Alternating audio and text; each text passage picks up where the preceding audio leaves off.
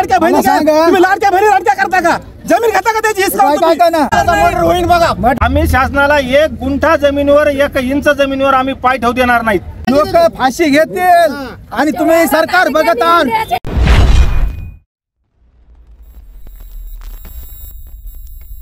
परभणीमध्ये शक्तीपीठ मार्ग रद्द करण्यासाठी एक मोर्चा निघाला आहे. आपण मोर्चामध्ये काही शेतकरी थांबले, त्यांची चर्चा करणार आहोत. काय नेमकं तुमच्या मागण्या काय? मागणी आमची काहीच नाही. आम्हाला मोबदला नको, आम्हाला काहीच नको. हा महामार्ग आम्हाला रद्द पाहिजे. परभणी जिल्ह्यात आम्ही या महामार्गाला पाय ठेवू देणार नाहीत. कोणत्याही परिस्थितीत आम्ही शासनाला 1 गुंठा जमिनीवर 1 इंच जमिनीवर आम्ही पाय ठेवू देणार नाहीत. का तुम्हाला पैसे वगैरे भेटतात ना? काय करायचं? आम्हाला पैसे नको आहेत. आमचे हे लेकरं बाळाकडे बघा. आज आम्ही पैसे घेऊन उद्या लेकरं बाळा काय खाणार आहेत? त्या महिला मंडळाकडे बघा तुम्ही. इतक्या उन्हामध्ये तानामध्ये सगळे इथं येऊन बेजार आहेत. ज्या शासनानं आमचा आक्रोश आजपर्यंत आम्ही कितीतरी निवेदन दिले, शासनानं आमचे निवेदन पाहिले नाहीत. म्हणून आज आम्हाला रस्त्यावर हे मोर्चा करावा लागला. इलेक्शनच्या आधी शब्द दिला होता शिंदे साहेबांना की शक्तीपीठ महामार्ग हे रद्द करतो. इलेक्शन आम्ही भरपूर मतदान केलं त्याला आणि मतदान झाल्यानंतर मुख्यमंत्री जाहीर झाल्या शक्तीपीठ महामार्ग चालू केला.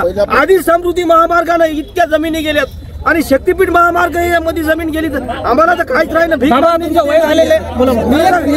मी एक छोटा शेतकरी आहे. मला एक 1.25 एकर जमीन आहे. तिथं 1.25 एकरच्या जमीनचे माझी गेली.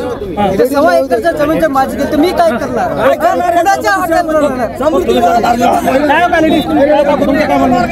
नाही, आम्हाला शक्तीपीठ नको आहे. का नको? आमची सगळी जमीन गेल्यावर आम्ही काय खाणार? तुमचे पैसे आम्हाला कुठवर पुरणार? आम्हाला शक्तीपीठ नको. आम्हाला जमीनच पाहिजे. काय म्हणता का तुम्ही? आमची 2 एकर शेती गेली, आम्ही काय खाऊ? 10 माणसं घरी जगवायची आम्हाला. मग काय तिला शेतकऱ्याला शिकवू?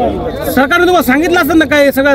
काही अधिकारी लोक आले तुमच्याकडे? आमच्या घरी काही इलेक्शनच्या अगोदर म्हणले होते शक्तीपीठ रद्द झालं. नाही, शक्तीपीठ रद्द करू असं एकनाथ शिंदे साहेबांना सांगितलं होतं. एकनाथ शिंदे साहेबांनी शब्द एक दिला. एकनाथ शिंदे साहेब काय म्हणले? शक्ती महापीठ कॅन्सल म्हणले. नवीन मुख्यमंत्री झाला कसं काय म्हणले? दिलं की तुम्हाला चॉकलेट? मग चॉकलेटचा काय संबंध? आमच्या बापाची जमीन आमच्या बापाची जमीन आमच्या. थोडासा विचार करा. ही अपंग बाई, अपंग नवरा या बाईचा 2.5 एकर जमीन आहे. या बाईला 2 लेकरं आहेत लहान लहान. हिनं काय खावं? उद्या काय ऑपरेशन झालं 10 वर्षापूर्वी. काय खायचं? जमीन द्यायची नाही. आम्हाला कोर्टाने जरी पैसे दिला शक्तीपीठ महामार्गाला महामार्ग रद्द झालाच पाहिजे. आमची मुळातच आमची मागणीच नाही. सरकार म्हणत असेल 1 पट 5 पट 10 पट आम्हाला पट तुमचा कोणताही नको. तुम्ही कितीही जरी पैसे दिले तर आम्हाला ते पैसे पाहिजे नाही. आम्हाला आमच्या ज्या पुरवठाने आमच्या कुटुंबाचा उदरनिर्वाह करण्यासाठी आम्हाला लागणार आहे. 1,500 रुपये द्या. लाडक्या बहिणी तुम्ही लाडक्या बहिणी लाडक्या करता का? जमीन घेता का त्याची? तुम्ही या जमीन घ्याला तुम्ही. तुमचे पैसे घ्या वापस. आम्हाला नको 1,500 रुपये. मला 7 एकर आहेत ते कसे जगवायचे?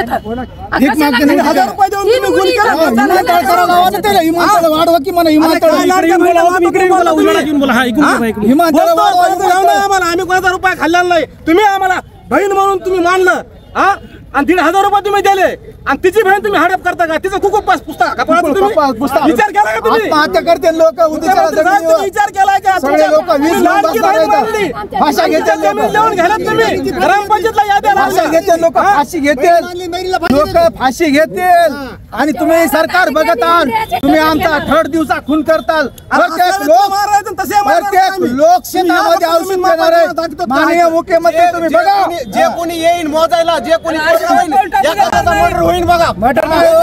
एखाद्याचा खून होईल. आमच्या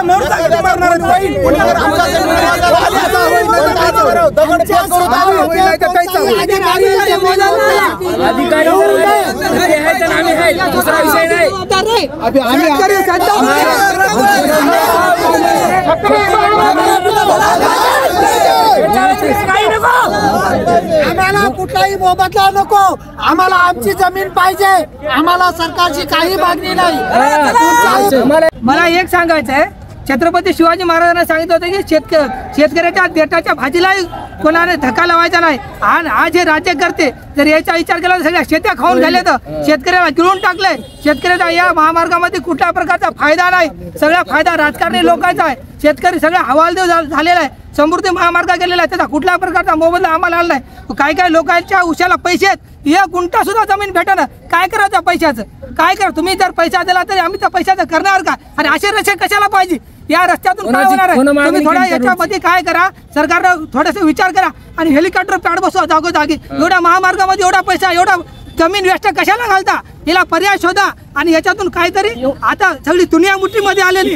जर शासन दोन तीन वेळेस जर भूसंपादन करीत असेल, भूमिहीन करीत असेल, माझा सर्टिफिकेट देऊन माझ्या मुलीला DED काढून सर्व्हिसला सुद्धा घेतलं नाही. 85-86ला पाझर तलाव 10 एकर आणि आता उर्वरित राहिलेली 6 एकर, त्याच्यामध्ये बागायती पूर्ण जाईल. विहीर चालल्या 2001ला केलेली. तर 13 जिल्ह्यातली जमिनी, 12 जिल्ह्यातली जमिनीसाठी मी कुठेही असं तुमच्यासोबत बोलन, पण रस्ता हा होऊ देणार नाहीत. कोणाच्या बापाची जमीन नाही. जमिनीचा काय भाव आहे? बाजारात भाव 40-50 लाख आणि तुम्ही देता काय? 2013चा कायदा मोडून टाकता आणि 5 पट 4 पट सांगता, पण तुम्ही देणार आहेत 2 ते 3 लाख रुपये हेक्टरी. ते पैसे आम्हाला नाही. 1 गुंठा शासनाने जमीन तयार करून दाखवावी. 1000 कोटी जमीन घालू नये. तयार करत असेल तर आम्ही देतो. जमीन तयार करू शकत नाही शासन. छत्रपती शिवाजी महाराजांनी सांभाळलेले पाझर तलावासाठी मी काय दिली? शहाजीराजे महाराजे छत्रपतींनी तलाव केलेले. आमच्या वेळेला तलाव नव्हतं. मी स्वतः सदस्य ग्रामपंचायत होतो. मी होऊन आपला अशोकराव चव्हाण होते. त्यांच्या हातात मी दाखल केलं, पाझर तलाव आमच्या शेतात करा. त्यासाठी मी 10 एकर दिली आणि आता 6 एकर. काय करायचं? माझे लेकरं बाळांनी आज रोजगार करायला लागले. तर हा रस्ता रद्द कायमचा केला पाहिजे असं माननीय मुख्यमंत्री माझे कोण होते? एकनाथ शिंदे होते. त्यांनी अशी घोषणा केली आणि आज उल्लंघन करतात. घोषणा करून गप्प बसतात आणि शिदोरी खर्चाला आणलेली निवडणुकीच्या कुणी धीरूभाई अंबानीचे असेल, कुणाचे असेल, त्यांना पैसे वाटप करतात. आमच्या शेतीचे, कष्टाचे, मेहनतीचे वंश परंपरा आमची शेतीचे आहे. त्याचे उपजीविका आहे. सोयाबीन खरेदी करणारे लोक जगतील. साखर कारखान्याचे उद्योग बंद पडतील. ताडगावून मांजरा धरणातून पाईपलाईन आमच्या गावाला 150 आलेले आहेत. ते नष्ट होत आहेत. काय करायचं तुम्ही सांगा? शासनाला आम्ही एकही पाऊल देत नाहीत. आमच्या बापाची जमीन आहे, ते त्यांची जमीन नाही. आमची जमीन बापाची आहे. त्या सरकारनं हात लावू नये आमच्या जमिनीला. एकनाथ शिंदे सांगितलं होतं की शक्तीपीठ महामार्ग रद्द करण्यात येईल मतदान करायच्या अगोदर. आता भरपूर मतदान झालं ना, असं हे केलं चॉकलेट दिली आपल्याला. या सरकारनं जर हे सरकार माझ्या जमिनीमध्ये भूमी अधिग्रहण करण्यासाठी जर आलं तर या शासनाला माझी एकच विनंती की बाबा तुम्ही या ज्यावेळेस माझी जमीन आता हे करण्यासाठी येत असतात, जमीन अधिग्रहण करण्यासाठी येत असतात, त्यावेळेस या आपले जे काही फडणवीस सरकार आहे, या फडणवीस सरकारने येते वेळेस बंदूक आणावी आणि त्यानंतर आमच्या गोळ्या घालूनच आमच्या जमिनी अधिग्रहण कराव्या. अन्यथा आम्ही जोपर्यंत जिवंत आहे तोपर्यंत आम्ही आमच्या जमीन देऊ शकत नाही. आम्हाला एकच कळकळीची विनंती सांगायची सरकारला की जर तुम्हाला जमीन पाहिजेच असेल तर आमच्या गोळ्या घाला आणि गोळ्या घातल्याच्या नंतरच आमची जमीन तुम्हाला भेटून. जोपर्यंत आम्ही जिवंत आहेत तोपर्यंत तुम्हाला जमीन कदापिही देणार नाही. मी याच्यावर का हे करू दिलं नाही, सही करू दिली नाही. शिंदे साहेबांनी जार काढला होता. जार काढला होता शक्तीपीठ महामार्ग रद्द करण्याचा. तर फडणवीस साहेबांनी त्याच्यावर सही का करू दिली नाही? सही करू दिली नाही त्याच्यावर. म्हणजे कारण की हे शेतकरी भूमिहीन करायचे, शेतकऱ्यांना मातीत घालायचे का? फडणवीस सरकारने, फडणवीस देवा भाऊनी हे केले. साहेब मला सांगा, इलेक्शनच्या अगोदर इलेक्शनच्या अगोदर केले ना, काय म्हणले की बाबा शक्तीपीठ महामार्ग रद्द कॅन्सल म्हणले. मग त्या उद्देशाने लोकांना त्याला भरपूर मतदान दिलं, सहकार्य केलं. सर्व लोकांनी सहकार्य केले. ज्यावेळेस नवीन सरकार आले, शपथविधी घेतल्या की त्याच दिवशी दुसऱ्या दिवशी लगेच मंजुरी आली. मंजुरी हे म्हणजे असं एवढ्या शेतकऱ्याला फसवणे असं बरोबर नसेल. कारण शेतकरी असा आहे का जगाचा पोशिंदा आहे. तुम्ही त्याच जर त्या पोशिंदा मारता म्हणजे हे लय अन्याय होतं शेतकऱ्यावर. परभणी जिल्ह्याच्या एवढ्या सुपीक जमिनी आहेत, चांगल्या जमिनी तुम्ही जर जमिनी रोड मध्ये घालून जर हे करीत असताल तर जमिनी खाणार काय तुम्ही? शेतकरी एवढी पिकवते जमीन चांगली. एवढे ऊसाचे क्षेत्र भाग आहे इकडे, गहू होतं उत्पन्न, चांगले उत्पन्नाची शेती असून सध्या तुम्ही रोड मध्ये घालताय. आणि आणखी एक माझं 2 एकर जमीन चालली, घरात राहते, घर बी जाणार आहे. त्याच्यामुळे मला आत्मदहन केल्याशिवाय पर्याय नाही काही. कारण या शासनानं कळकळीची विनंती माझी की बाबा माझं 2 एकर जमीन आजोबा पंजोबा वडिलाच्या आलेली मला माझ्या आयुष्याला 2 एकर ती सगळी भुईन वाली जमीन. त्याच्यानंतर मला एकच पर्याय की मी एकतर वीज बाधा नाही तर फाशी घेऊन लेकरा बाळासाठी मला दुसरा कुठलाही पर्याय नाही.